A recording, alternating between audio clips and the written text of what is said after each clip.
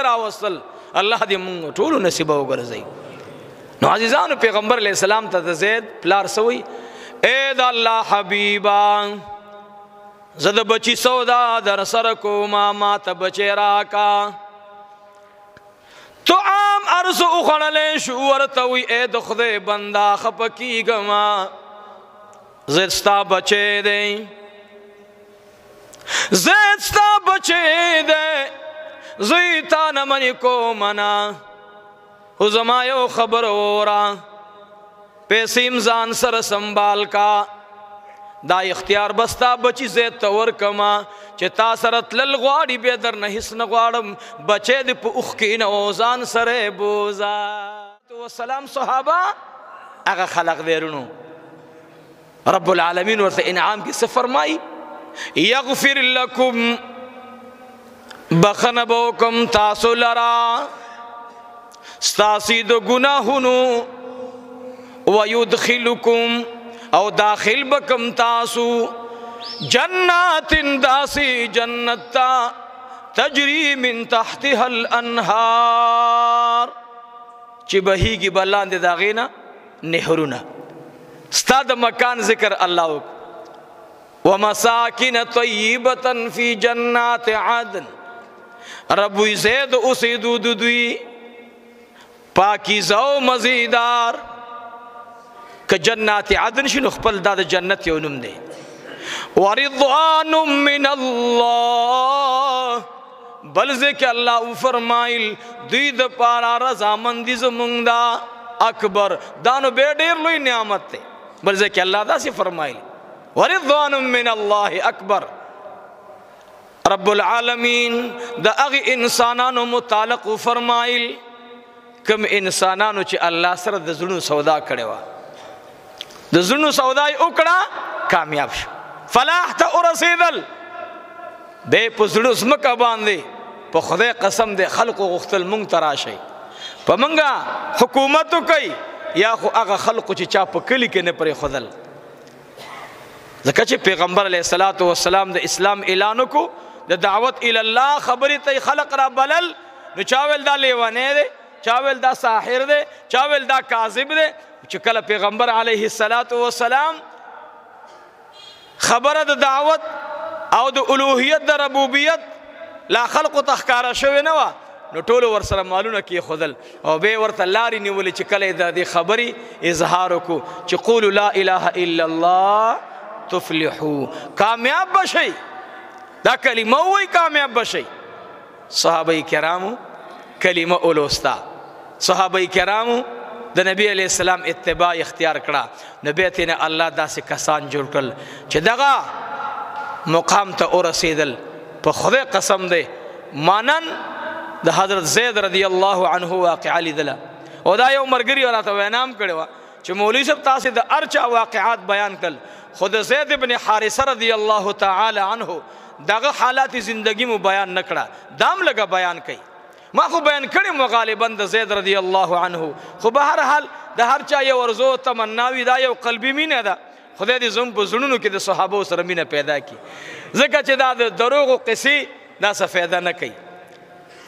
مونږ د دې خپل حکمرانانو بلا صفاتونه وکړل او کوم مونږ دوی خوشاله شي قسم دی ما یو بیان کې ویلو مال دومره زندگی مو تیر کړه قسم دې که د نغري د غاړې خزم خوشاله کړه که د نغري په غاړه کې را تر لوی شوی زوی هغه هم خوشاله کو نه خوشحالېږي رونو نه زوی خوشاله شو نه ښځه خوشاله شوه نه محله خوشاله شوه نه حکمران خوشاله شو پته لګي نه دا په موږ باندې کومه بدرنګه او بدرنګه چغه زمونږ دې غوږ ته را ورسېدله خو عزیزانو مین وجه دا ده چې دا زمانه قیامت ته نږدې شوه او چې قیامت ته څومره موږ او تاسې نږدې کېږو فتنې به راښکاره کېږي ورځ په ورځ باندې نوې نوې فتنه هره ورځ نوې نوې مسله مخې ته راځي خو موږ او تاسې به د الله نه څه غواړو وروڼو امداد به ترې نه غواړو چې خدای زموږ ځکه دې وخت کې ایمان ساتل په لاس کې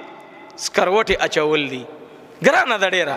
نو ما هغه مولوي مال چې مولوي صاحب ته خو هم دې عوامو ته چې کوم درته ناست یم دوی له غوسې دا خو نیکان خلق دی دا خو دینداره دي دوی ته مه غوسه کېږه الله دې د هغو زړونو اصلاح وفرمایي چې کوم زړونو کې رحم نشتا، کوم زړونو کې رقت نشتا، کوم زړونو کې مینه نشتا. خدایا زمونږ زړونو کې مینه راولې، زمونږ زړونو کې محبت راولې. عزیزانو زید رضی الله عنه او د واقعه د هغه واقعه نه بینم دلته نظم د واپس راځم. زید رضی الله عنه یو ځلې د دې مور او پلار د په تلاش کې ګرځېدل، ځکه دا په غلامۍ کې خرڅ شوی. دا یو قافلې سره د دوی ټول مشران روانو، قافلې باندې غلو حمله وکړه. انور اوږده واقعه ده، هغې خلق ونیول، ماشومان یې تېنه غلامانو په صفت خرڅ کړل، ښځې تېنه وینځې کړې او مالونه یې تېنه لوټ کړل. هغه ډېره خطرناکه مرحله وه.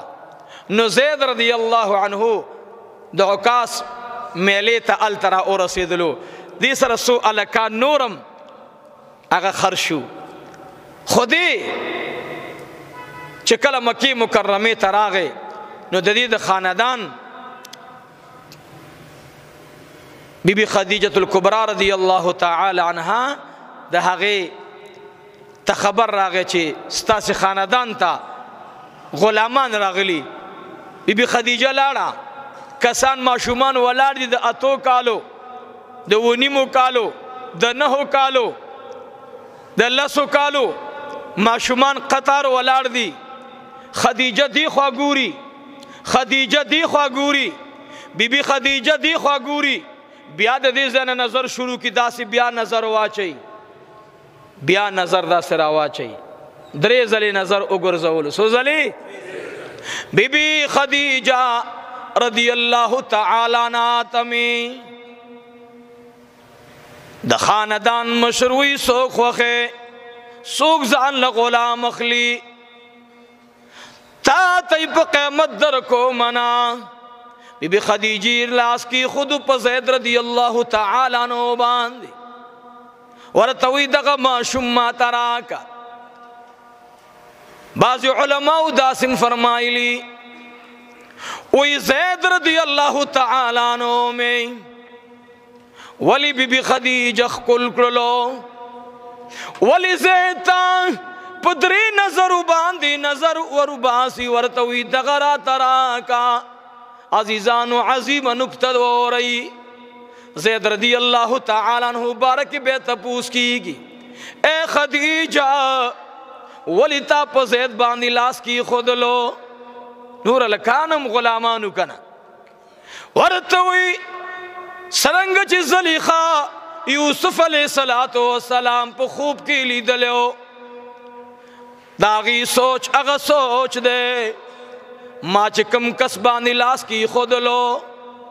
دی میں دا سرداری کونین پغی کی گلی دلیو. سبحان اللہ. لا تر اوسا سرداری کونین تا نبوت ملو نہ دے. و خدیجی دا سنگ پیسل دی اکڑلا. بی بی خدیجة الکبرى رضی اللہ تعالی عنہ پجڑان شوا. وچ ستاسی وائی وائی ستاسی وینا خپل دا خما دا ما شما پا تربیت محمد بن عبداللہ کی لی دلے دے. اللہ اکبر. محمد بن عبداللہ دا غپاقی کی دا تربیت لی دلے ہوئے مزا ما تراکے. عزیزانو سودا اوشولا بی بی خدیجة الکبرى رضی اللہ تعالی عنہ دا سرداری کونین سرا دا جنابی محمد الرسول اللہ صلی اللہ علیہ وسلم سر نکاح شوا.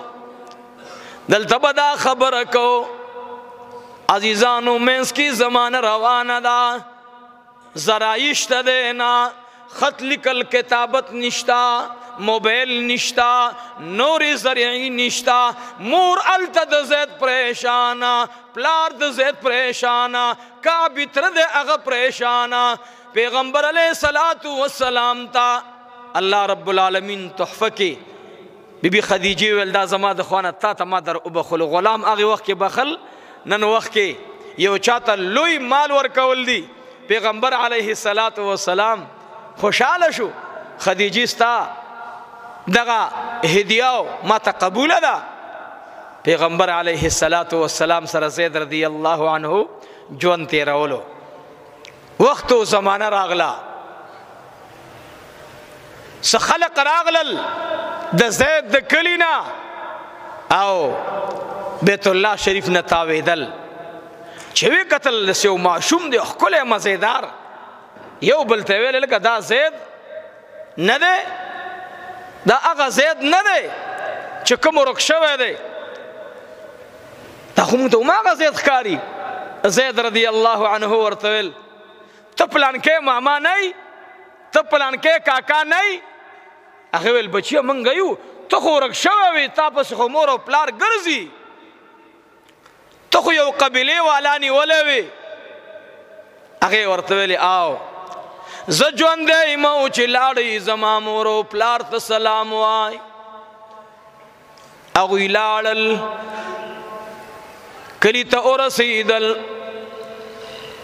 د زید بن حارثه رضی الله تعالی عنه پلار هلته ولاړ دی، تره کعبې ولاړ دی. دا خلق ورته وایي مبارک موشه، ستاسې بچی په مکه مکرمه کې مونږ پیدا کو. هغوی ډېر خوشحاله دي.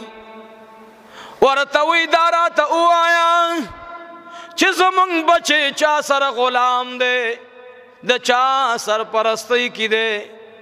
ورته وایي یو نوجوان دی عبدالله.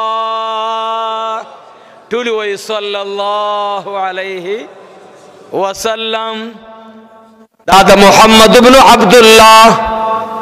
وی دا څوک دی؟ وی د عبدالمطلب بن وسید. وی ښه هغې ځای نه د زید پلار او تره دواړه را روان دي. مور ورپسې راله، ورته وی چېرته روان یې؟ ورته وی ای بیبي زید پیدا شوی دی، مکه مکرمه کې دی. مور ورته وی زم در سره زما، اے بیبي ته زما مزل دی، لوی سفر دی، ته مزه موږ یوازې ځو، اندازه به ولګو، مال پیسې متای راواغستله ځان سره. مکې مکرمې ته رال، تپوس وکړو چې دلته د هغې نوجوان کور چېرته دی چې هغه سره یو ماشوم په نامه د زید غلام دی. چا ورته ویلې دا مخامخ کور دی. سردار کونین صلی الله علیه وسلم تشریف فرما شو، بیت الله شریف ته راغی، دا میلمانه هم ورسره ملو شو. ورته وایي جی ستاسې نام محمد ابن عبدالله ده؟ ټولو وایي صلی الله علیه وسلم. وایي آو جی زما هم دا نامه ده. وی زید تا سره دی؟ وی آو جی زید ما سره دی. وی تا غلام اغستی؟ وی نه مالا چا حبه کړی، مانا بیبي ما ته حبه کړی. وی ښه. وی یاره زه خو د هغه پلار یم. نبی کریم صلی الله علیه وسلم ورپاڅېدو، بیا دوباره غاړه ورکړه او ځان ته یې رانږدې کړو. ماشاءالله ته د زید پلار یې؟ وی آو جی زه د زید پلار یم، زه د زید پلار یم او دا یې تره دی. او زید پسې خو زمونږ ډېر زید کور کې خفګان دی، او ته چې څومره پیسې غواړې مونږ به تاله پیسې درکړو، دا خپل بچی مونږ ته راکړه. سردار کونین صلی الله علیه وسلم اخلاقو ته ګورئ. نن زندگی خو زمونږ داسې روانه ده، الله دې زموږ په حال ورحمېږي. که دین کې مو ګټه وه نو بیا دین پسې ځو. مونږ ته دا مسلې راځي که نه؟ و یاره جي زمونږ یو مسله ده، نو تا ته مو راوړه مولوي صاحب ته پې لږ اول نظر واچوه. زما د پلانکي سره معامله ده او په شریعت به یې نه زه وګټم، په شریعت به یې نه زه وګټم که نه؟ او یا که حکومت ته وړاندې کړمه، نو معنا دا مونږ مسله اول ګورو، که شریعت راته ګټي خو بیا شریعت باندې کوو، که شریعت یې نه ګټي نو بیا کوم خوا وړو؟ بیا حکومت ته وړو؟ نه رونو. معاملات پیغمبر علیه السلام کړي، ورکول، اغستل، خرڅول د غلامان، د هر څه. زما محبوب تجارت کړی، تجارت خو منع نه دی. زمونږ دین خو څه نه د یهودو دین دی او نه د نصرانیانو عیسیانو دین دی. زمونږ دین اسلام دی. الحمدلله زمونږ نبی وعده کړی ښودلی، زمونږ نبی صلی الله علیه وسلم تجارت کړی، مونږ له د تجارت طریقه ښودلې ده. زما ښکلي پیغمبر صلی الله علیه وسلم د بیبیانو لورګانې چې کوم واده کړي مونږ ته د لورګانو د ودونو طریقه ښودلې ده زموږ ښکلی پیغمبر دی زموږ خو مزیدار دین دی الحمدلله نو دا خو یو قسم معامله راغله ځکه تا واپس ما باندې غلام خرڅې به نو زه به پیسې در کوم رقم به در کوم محبوب علیه الصلاة والسلام ورته تاسې کښېنئ انتظام د طعام ورته وکړو زما د ښکلي پیغمبر میلمانه ډېر خوښ او زما د ښکلي پیغمبر صلی الله علیه وسلم سخا ډېره خوښه وه الله دې موږ کې سخا راولي ورکړه دا ډېر ښه صفت دی دو صفتونه که موږ نه لاړ بیا موږ کامیاب یو یو تمه زه د سره لاس میلاوم چې دې ماله سره کړي دا ډېر بدرنګ عمل دی دا ډېر بدرنګ صفت دی چې زه د یو چا ته لاس ورکوم چې دې ماله سره کړي الله اکبر خدای په دې ډېر سخت خفه کېږي بنده چې د بنده په تمه لاړ شي بنده له او هلته ورته کښېني جي موږ راغلي وو څه مسله مو راوړې دی جي دې وجه نه زه دې دغه ته م یم د بعضې مدارسو مشرانو ته م یم دا تمې چاره مه کوئ که ستا مقصود د خدای رضا وي د پیغمبر په مدرسه کې 400 صحابه کرام قرآن زده کوي څومره 400 صحابه کرام ما د ښکلي پیغمبر صلی الله علیه وسلم څه ښکلې طریقه ده مونږ ته الحمدلله زمونږ د دین ښکلې نقشه پرده دین مونږ ځان نه سخت کړی دی ځان ته مه سخته وئ مونږ خلق بوځي بیان ته زه اکثر جلسو ته ځم چې لاړ شو نو د هر چا یاره مولوي صاحب ستا مو ځان له طعام برابر کړی تا ته مو ځان له څه ترکاري روټۍ برابره کړې زه ته تللی وم شیرپاو ته بله ورځ مولوي صاحب دی الله ټول سره د ستاسې خوشحال زه یو فکر ته راغلی یم دا فکر در سره شریکوم ما یو درد راوړی دا در سره شریکوم چرګ راوړو ته خو زه نه یم ما ته چرګ راوړی ما له چرګ مه راوړئ ما له زړونه مخې ته کوي چې موږ در سره د زړه نه بیعت کوو خبره د زړه نه اورو نن په دې غوږ باندې خبره اوري په دې تېنه روانئ ایس اثر رانغی الله دی ما کې اول تاسې نیکانو کې ثانیاً اثر راولي خبره اورېدل کمال لی خو په خبره باندې غور کول فکر کول سوچ کول بیا هغه عمل